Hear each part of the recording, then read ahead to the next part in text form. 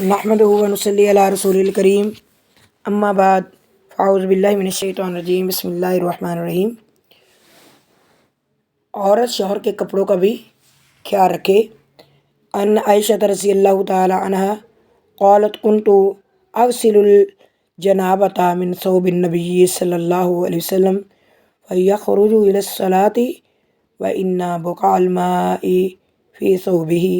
ام المؤمنین عائشہ رضی اللہ تعالیٰ عنہ سے مروی ہے کہ میں نبی کریم صلی اللہ علیہ وسلم کے کپڑے سے منی دھوتی تھی، پھر آپ صلی اللہ علیہ وسلم انہیں پہن کر نماز پڑھنے تشریف لے جاتے تھے، جبکہ پانی کے نشانات کپڑے پر ہوتے تھے۔ یہ بھی اس بات سے پتہ چلا کہ عورتوں کو ہر لحاظ سے اپنے شوہر کے کپڑوں کا، جوتوں کا، ہر چیز کا خیال رکھنا چاہیے۔ یہ عورت کی ذمہ داری ہے۔